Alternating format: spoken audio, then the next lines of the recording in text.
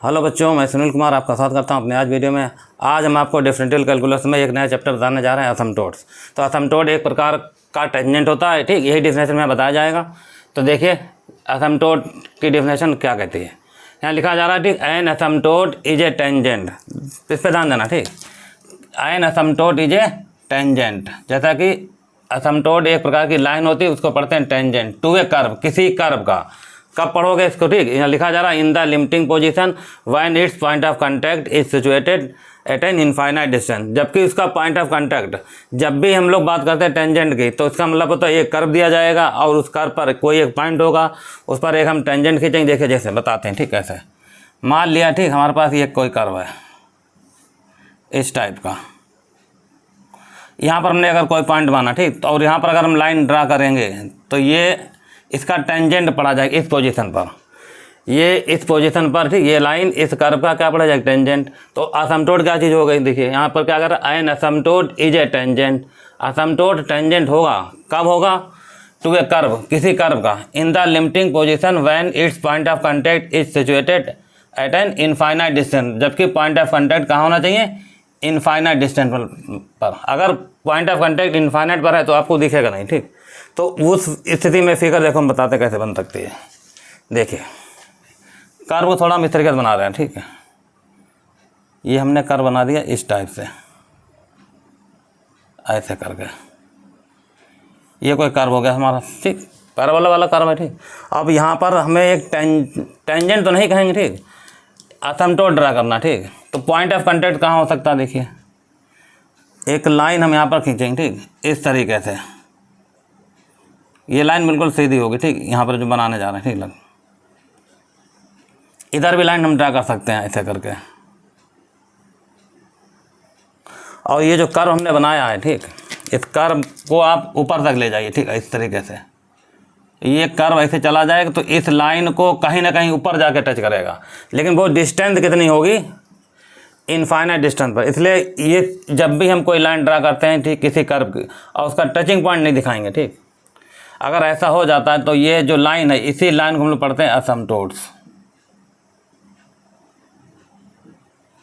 तो यहाँ पर ये दो असिम्प्टोट में बना रखे इस कर्व पे, ठीक।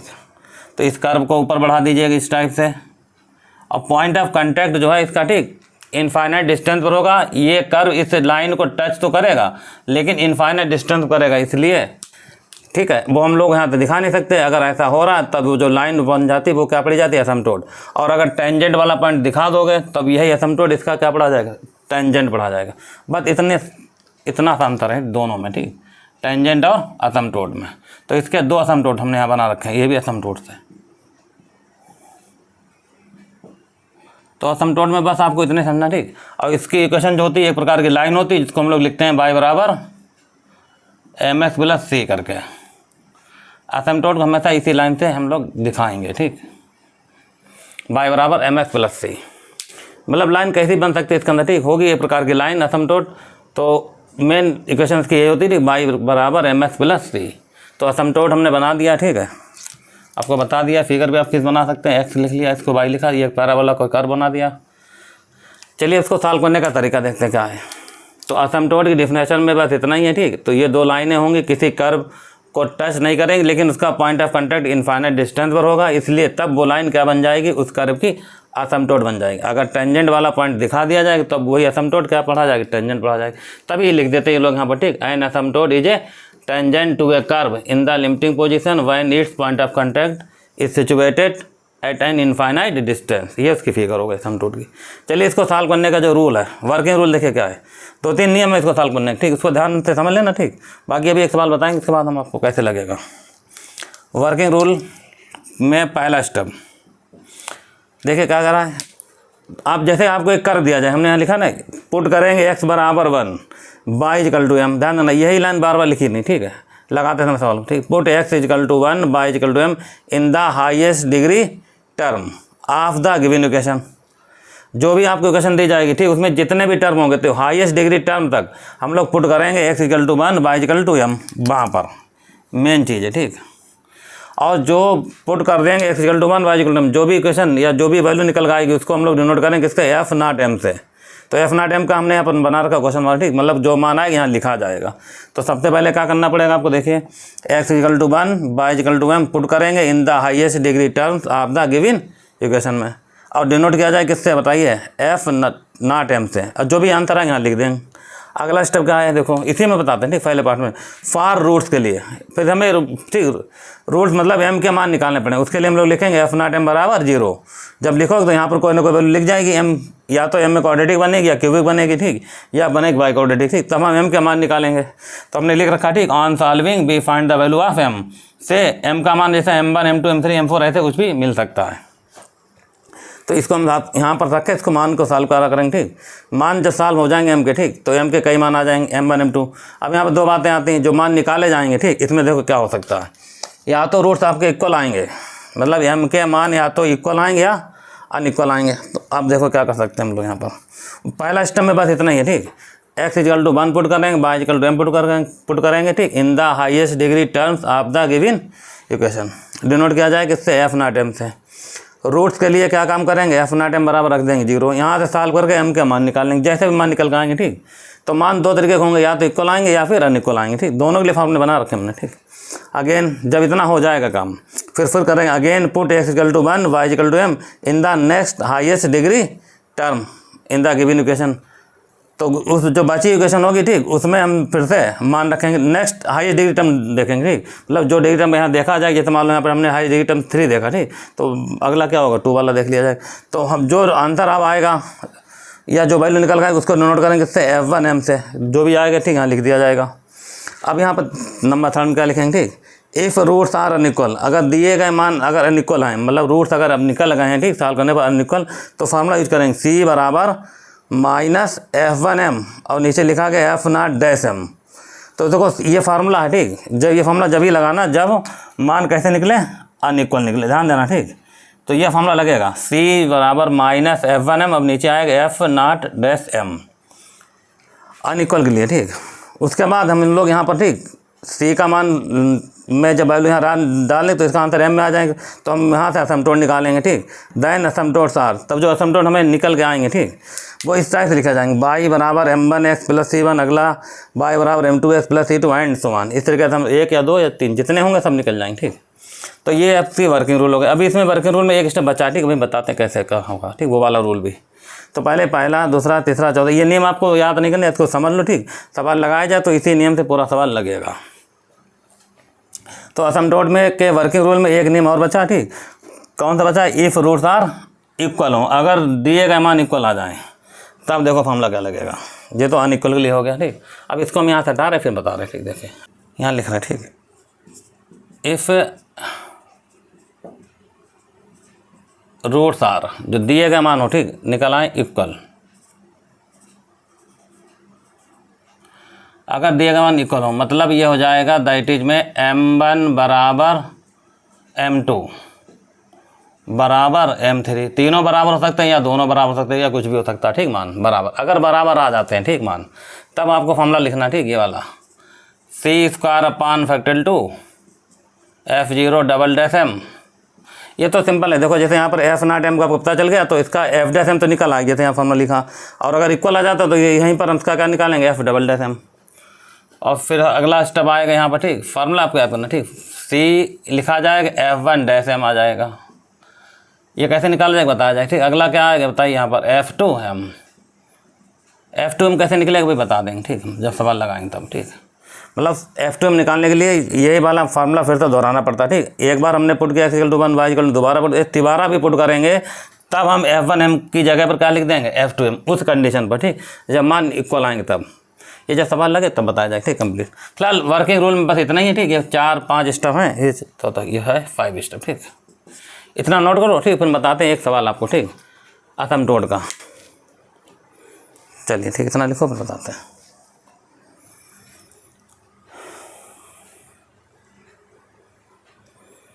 तो ये वर्किंग रूल पहला, दूसरा, तीसरा स्टेप आप ध्यान समझो, ठीक, ये 5 स्टेप है, ठीक। हम बताते हैं एक सवाल आपको यहीं पर, ऐसे सवाल पूछेंगे, ठीक, find the असमटोड्स, find the असमटोड्स,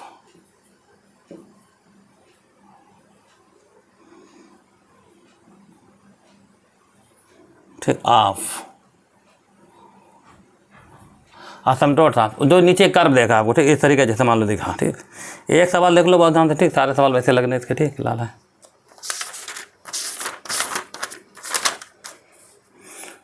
find the असमटोट, ठीक, ऑफ द कर्व। कर्व लिखा गया है 3x³ प्लस का निशान। ठीक है, अगला देखिए कितना लिखा जा रहा। 3x³ प्लस का निशान, यहाँ पर आएगा 2x² बाई -7x और 22 का निशान प्लस का 2/3 -14 और जो आ गया x/,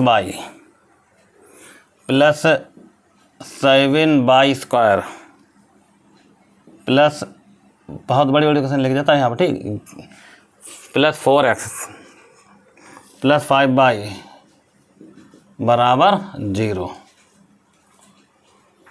ये लिखा गया। ठीक, यार find the asymptote of the curve लिखा जा रहा 3x³ plus 2x² by -7x² plus 2/3 -14x plus का 7y² प्लस का 4x प्लस 5y बराबर 0। चलिए ठीक, सवाल तो मैंने नोट कर दिया। अब इसको लगाते कैसे, ठीक, देखिए सॉल्यूशन देखिए इसका। ठीक, ये पहला सवाल है आपका। ठीक, find the asymptote of the curve. देखो कितना लिखा जा रहा है 3x³ प्लस का 2x² by -7x² plus 2/3 minus का 14x बाई प्लस का 7y² plus 4x plus 5y बराबर 0। तो जो भी आपको कर्व दिया जाएगा, ठीक, सबसे पहले आप, ठीक, गिवन में वो वाला कर्व लिखेंगे। क्या कर्व लिखा गया देखिए 3x³ plus 2x² by -7x/²। देखो जिस तरीके से आपका पहला सवाल लगेगा, ठीक, चाहे जैसा सवाल हो, लगाने का तरीका सबका आप सेम रखें। ठीक, सारे सवाल लग जाएंगे। ठीक, तो फिलहाल एक सवाल देखो कैसे लग रहा है। ठीक, 2/3 माइनस का 14x/ प्लस का 7y² प्लस का 4x प्लस 5y बराबर 0, ये डाल देना क्वेश्चन नंबर 1। तो हमने अभी बताया था जो वर्किंग रूल में पहला नियम मेरा देखो यही है। ठीक, जो हमने यहाँ लिखा, क्या लिखा है, पुट x बराबर 1 y equal to m in the highest degree terms of the given equation. ठीक, अब इससे हटा रहे। ठीक, यहाँ पर ये लाइन तो फिक्स हो गई। ठीक, जो हमने पहले लिखी थी वो जो कि उस जगह पर आ गई। ठीक, तो हम यहाँ पुट करेंगे x equal to 1 y equal to m in the, ठीक, हाईएस्ट डिग्री टर्म्स। तो हाईएस्ट डिग्री टर्म देखो कितने हैं यहाँ पर। तो यहाँ पर देखो पावर x कितनी चल रही 3, तो यहाँ x पावर 2 और x बाई बार 1 मिलकर डिग्री को जोड़ दिया जाएगा। ठीक, यहाँ पर डिग्री दोनों को सम किया जाएगा। ठीक, इतना आएगा तब भी 3 आएगा। तो 3 डिग्री कहाँ तक चल रही है, देखो एक यहाँ चल रही है। ठीक, इन दोनों को मिलाओगे तब भी डिग्री 3 आ जाएगी। यहाँ x पावर 1 है, बाई पावर 2 है, तो इन दोनों को मिलाओगे डिग्री 3 आ गई। और फिर यहाँ भी डिग्री कितनी आ रही है, 3 आ रही है। अब यहाँ डिग्री 2 चले, तो हाईएस्ट डिग्री जो टर्म है वो कितने टर्म है, 3 टर्म है, 1 2 3 4 टर्म है। इन 4 टर्म में हमें वैल्यू पुट करनी है x equal to 1 y equal to m, highest degree term बता रहा। ठीक, आप द गिवन इक्वेशन, जो भी तुम्हें इक्वेशन दी गई। ठीक, तो डिग्री 3 के जो टर्म कितने बन रहे देखिए 4, उसमें हम ये वाला मान पुट करेंगे। तो किससे लिखा जाएगा, अभी हमने बताया इसको लिख सकते हैं f0 और m से। तो हमने लिखा भाई बराबर, ध्यान देना जो चीज़ समझा रहे। ठीक, बहुत इतना लिखेंगे। ठीक, f0 m का मान सामने देखो कितना आएगा, तो ये 1 2 3 जगह, फिर ये 4 स्टेप हैं। इन 4 टर्म में आपको पुट करना है, x का मान 1 रखो, तो 1 रखो तो आंसर कितना आ जाएगी 3 आ जाएगा। निशान प्लस का 2, यहाँ 1 रखोगे 1 का स्क्वायर तो 1 हुआ, बाई की वैल्यू m रखना, तो आएगा अगला स्टेप कितना 2m आ जाएगा माइनस, यहाँ कितना आ जाएगा बताइए। इसी तरह 7 x जगह 1 रखना, बाई जगह m, तो आएगा 7m²। तो इस तरीके दूसरा स्टेप बना दिया। प्लस का आएगा 2 और आएगा m3। इस तरीके से आपने यहाँ पर के मान निकाल लिए। तो f0 m का मान आ रहा 3 प्लस का 2m माइनस का 7m² प्लस का 2m3, इतना टर्म आपको लिखना। ठीक, तो ये वैल्यू लिखे जाए किसकी, f0 m से। अब इसमें क्या बताया था, देखिए इसके रूट्स निकाले जाएंगे, तो यहाँ लिखेंगे। ठीक, फार रूट्स के लिए रूट्स निकालना बहुत जरूरी। ठीक है, तभी पता चलेगा कि फार्मूला कौन सा लगे। फार रूट्स के लिए क्या होता है फार्मूला बताइए, f0 m बराबर 0। तो f0 m की वैल्यू ये लिखेगी। तो अच्छा, इस वैल्यू को अब हम दोबारा साइज लिख लेंगे, पहले इसको लिखेंगे फिर इसको, ठीक, क्रम से मतलब। तो पहले लिख रहा है कितना 2m3, ये लिखा हमने 2m3। ठीक, m के मान निकलेंगे। ठीक, प्लस का नहीं माइनस का 7, यहाँ पर आएगा m² प्लस का आएगा 2m जो लिखा जा रहा और प्लस का 3 बराबर 0। अब यहाँ पर देखो m के पावर में 3 है तो m के यहाँ पर 3 मान निकलेंगे। 3 मान निकालने का आप चाहे जैसा नियम लगा लो, ठीक। कुल मिला के m को आपके 3 मान निकालने हैं। तो देखिए ये तो फार्मूला लगा दिया, ठीक मैंने इतना, और इक्वेशन m f0 m के सामने देख लिख दिएगा, ठीक।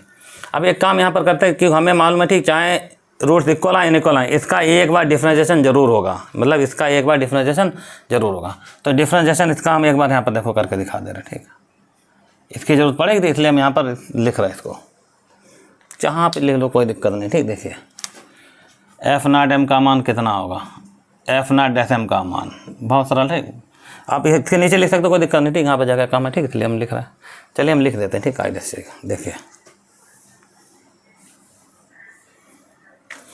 अगर आपने यहाँ पर f0 m को लिख लिया, ठीक है, इतना, तो सबसे पहले काम ये करना, ठीक, इसका एक बार डिफरेंशिएशन कर लो, ठीक। यहीं पर जरूरत पड़ेगी इसकी, ठीक। f0 f ऐसे m की बराबर, तो कितना आंसर आएगा, इसका 0 हो जाएगा, यहाँ पर ये 2 आ जाएगा, ठीक, माइनस यहाँ आएगा 14m आ जाएगा, ठीक, यह आएगा 14m,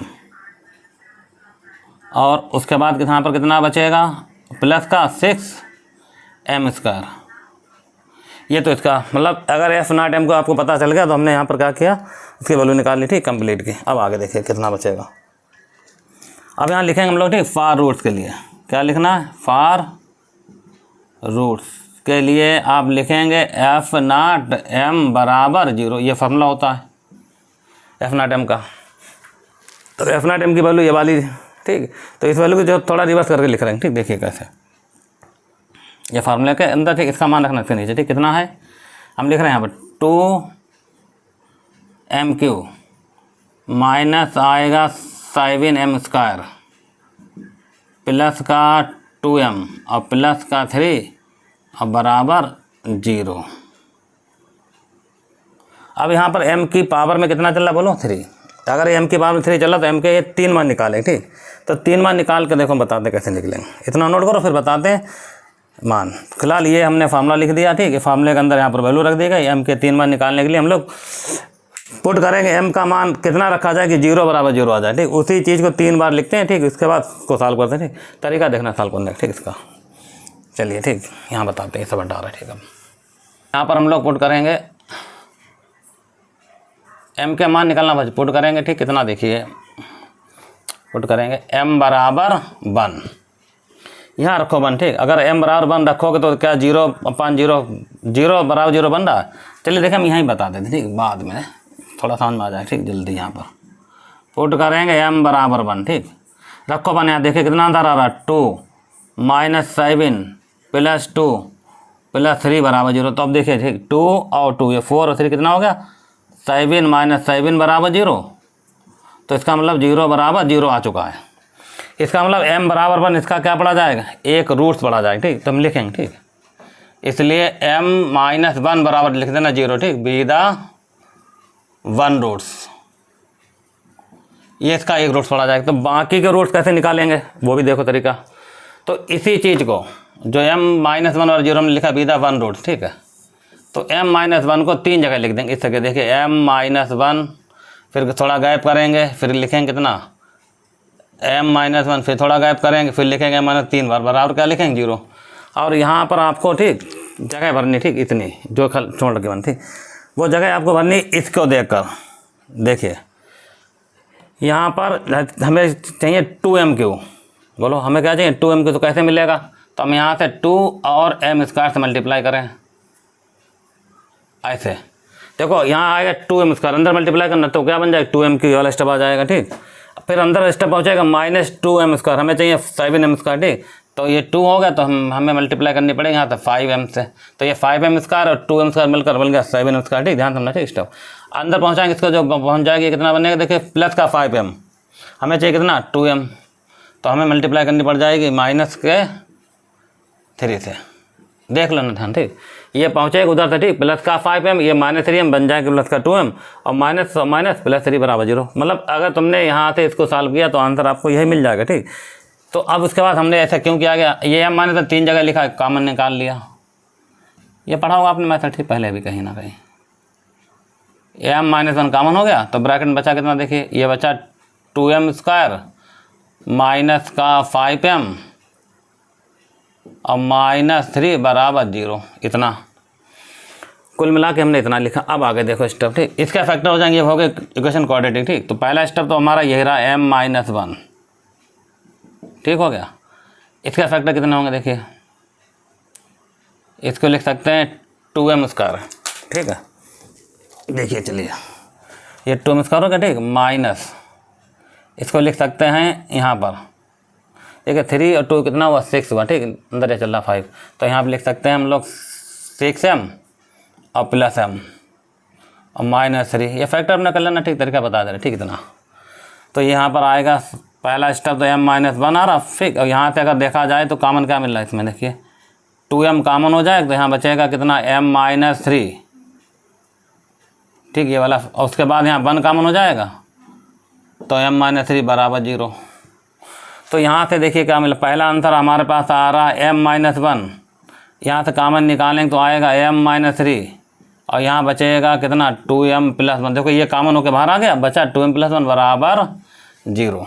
तो m के मान कितने आए बताइए, इसी को पढ़ते हैं, ठीक, रूट्स इसके, ठीक। तो -1/2 पहला आंसर आया, फिर 1 आ गया, अगला आंसर 3 आ गया, ठीक। अब तुम्हें ये डिसाइड करना जो तुमने मान निकाले हैं वो इक्वल आ रहे अनइक्वल है, देखने में लग रहा, ठीक, दिए गए मान कैसे निकल गए, अनइक्वल है। पहला m1 हो गया, जो m2 और ये m3, आप लिख सकते हैं डाइटेज करके। m1 की वैल्यू कितनी आ गई, देखिए -1/2, किसी को m1 m2 मान लो, कोई दिक्कत नहीं, ठीक। m2 की वैल्यू 1 आ गई, m3 की वैल्यू कितनी आ गई, 3 आ गई। तो इतना लिखो, मतलब ये उसके बाद बताएंगे कैसे सवाल लगे, ठीक है।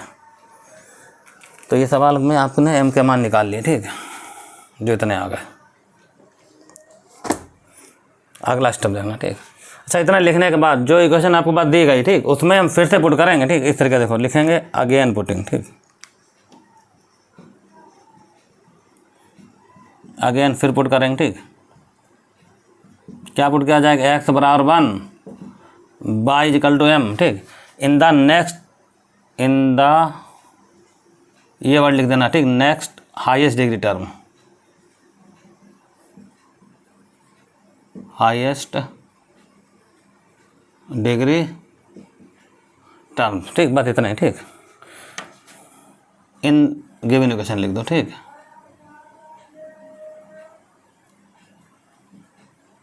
टर्म्स इन गिवन इक्वेशन, ठीक। अच्छा, इक्वेशन तुमने हमें डाल दी, ठीक, फिलहाल अब देखो हम तुम्हें लिख के दिखा देंगे, ठीक, कितनी आ रही है। इसको किससे लिखा जाएगा, हमने बताया था f1 और m से। तो इक्वेशन हम देखो यहाँ पर लिख रहे हैं, ठीक, हालांकि हमने मिटाल दी, एक बार हम फिर से लिख रहे हैं, ठीक, ताकि ये चीज़ आपको क्लियर हो जाए, ठीक, आपको नहीं लिखनी, ठीक। इसमें देखिए f1m का मान कितना लिखा जाएगा, पहले इक्वेशन हम लिख के दिखा रहे हैं। इसको आपको नहीं लिखना किसी, ठीक, 3x क्यों लिखा था, प्लस क्या लिखा था 2x² y लिखा था, माइनस, ठीक, यहाँ लिखा था 7x और y² लिखा था, और प्लस 2y³ लिखा था। अगला स्टेप नीचे है, ठीक, लिखा दे रहा है, माइनस का 14xy लिखा था, प्लस का 7y² लिखा था, प्लस का 4x प्लस का 5, अब y बराबर 0 था। ये क्वेश्चन थी लिखी, ठीक, पहले। तो हमने ये बताया कि इसी वाली इक्वेशन में हमें पुट करना पड़ेगा, ठीक। नेक्स्ट हाईएस्ट डिग्री टर्म, पहले डिग्री टर्म 3 वाले देखा गया, तो 3 वाले टर्म हमारे पास ये थे 1 2 3 4। अब डिग्री 2 के टर्म देखो कितने आए, ये वाले 2 टर्म है, ठीक। बस इन 2 टर्म में वैल्यू ये वाली पुट करनी, ठीक। लिखा जाएगा f1m से, तो कितना रिजल्ट आएगा देखो यहाँ पर -14 आ जाएगा, x जगह 1 y जगह m, निशान प्लस का, उधर आएगा 7m²। तो कुल मिलाकर उसको साइज लिखना चाहो तो ऐसे लिख देना 7m² बस लिखना, माइनस का 14m, ठीक। नहीं लिखो तो कोई दिक्कत नहीं, ठीक। ये वैल्यू आ गई f1m की। चलिए, ठीक, ये इतनी चीज़ आपको बता दी गई। अब जब ये f1m निकल जाए तब फार्मूला लगेगा वर्किंग रूल का, ठीक। तो इतना लिखो, बताते हैं फार्मूला, ठीक, क्या था। तो यहाँ हाथ में डाल लें, ठीक, इसको फार्मूला बताइए कितना होता, बिहेव।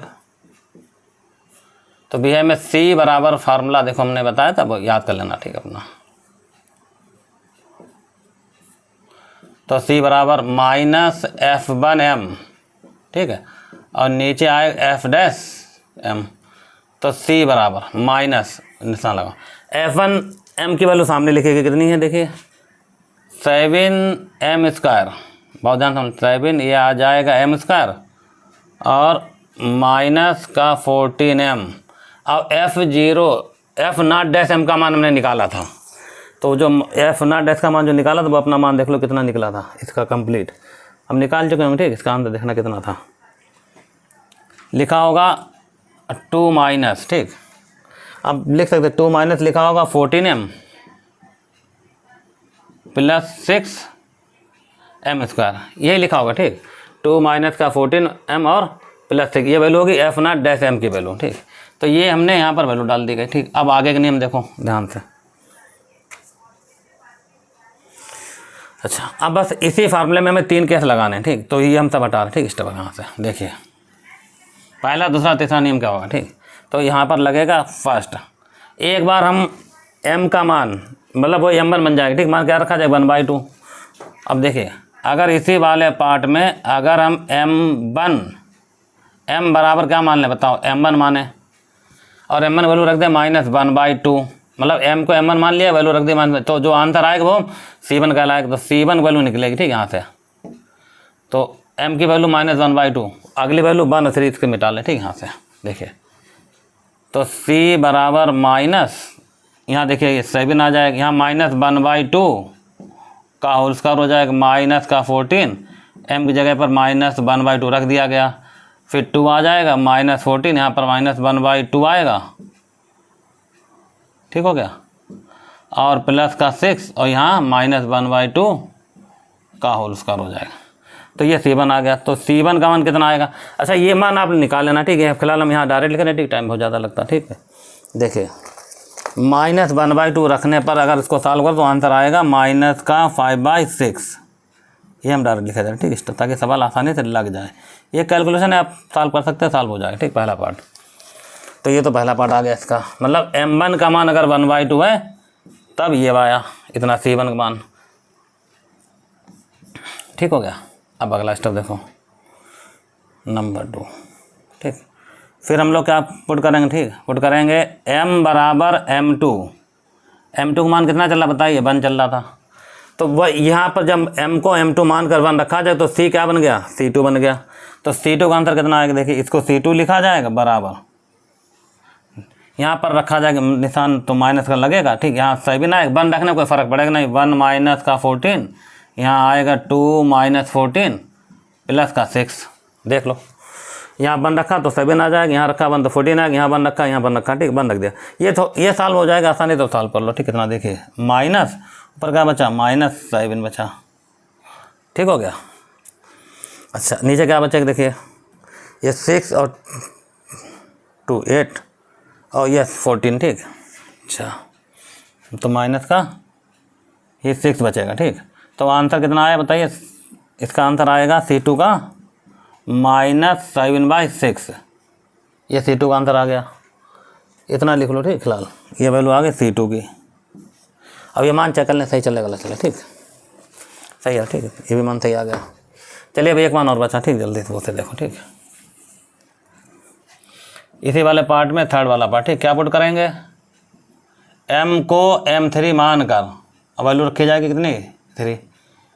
जब वैल्यू 3 यहाँ रख देंगे तो C क्या बन गया, C3 बन गया।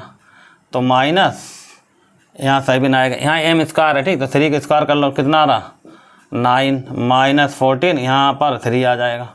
ये अपना सॉल्व कर लो, डायरेक्ट लिख रहे हैं। ठीक, अब यहाँ 2 माइनस का 14, यहाँ पर ये 3 आ जाएगा, निशान प्लस का 6, यहाँ पर स्क्वायर को तो 9 आएगा। ठीक, यहाँ से इसको सॉल्व करना, आंसर आएगा -3/2। इस तरीके से आपने देखा C1 C2 C3 के मान निकल गए। 3 अगर जैसा कर्व हो, जैसे अगर कर्व दे रखा, ठीक, हमारा क्यूबिक, तो असमटोट 3 निकलेंगे। ठीक, यहाँ पर तो देखो, यहाँ लिखेंगे रिक्वायर्ड असमटोट, रिक्वायर्ड असमटोट। ठीक, तो पहला फॉर्मूला देखे क्या होता है, y बराबर होता है m1x प्लस का C1, लिखा था मैंने। ठीक, अभी तो आंसर यहाँ m1 की वैल्यू कितनी चल रही बताइए, माइनस का 1/2x, और इसके अकॉर्डिंग C1 की वैल्यू कितनी चल रही थी, -5/6। ठीक, तो ये आपका पहला आंसर आ गया। दूसरा फॉर्मूला फिर लिखेंगे, y बराबर क्या लिखेंगे बताइए, m2x प्लस का C2, ये अपना लिख लेना कायदे से, ठीक। चलो हम वैल्यू लिख रहे हैं यहाँ पर, ठीक। M2 वैल्यू कितनी चल रही थी 1, तो यहाँ 1 रखना तो x आ जाएगा। C2 मान कितना चल रहा था -7/6, ये आपका दूसरा आंसर आ गया, ठीक। तीसरा आंसर देखिए फटाफट, y बराबर M3x प्लस का C3, तो यहाँ से y का मान निकला, ठीक। M3 की वैल्यू कितनी चल रही थी 3, यहाँ पर आएगा 3x, और C3 की वैल्यू कितनी चल रही माइनस का 3/2, तो ये हमारा तीसरा असमतोड़ आ गया। तो ये असमतोड़ पहला हुआ, ये दूसरा, ये तीसरा, ठीक। यही हमारा आंसर हो जाएगा, ठीक। तो इस तरीके से आपका सवाल लगेगा असमतोड़ का, ठीक। बस सीधा सा नियम है, ठीक। पहले जो दिया जाएगा, ठीक, उसमें पुट किया जाएगा =1 y m, वहाँ से वैल्यू निकलेगी F0m की, उसका डिफ्रेंशिएशन कर लेना, ठीक। फिर हम लोग दोबारा पुट करेंगे, ठीक, तो वो F1m मिल जाएगा। उसके बाद F हम लोग लगा देंगे, ठीक। यहाँ वैल्यू रख देना, दोनों की वैल्यू रखने के बाद जो मान निकलेंगे, अगर रूट अनइक्वल आते तो उस तरीका से हमने लिखा हुआ, ठीक। अब ये हो गया हमारे पास 3 रिक्वायर्ड असमतोड़। चलिए असमतोड़ में आज हम इतने रखते हैं, ठीक। और अगले वाले वीडियो में आपको, ठीक, और कुछ सवाल लगाए जाएंगे असमतोड़ के। तो आज के लिए बस इतना ही है, मिलते हैं नेक्स्ट वीडियो में, जब तक के लिए धन्यवाद।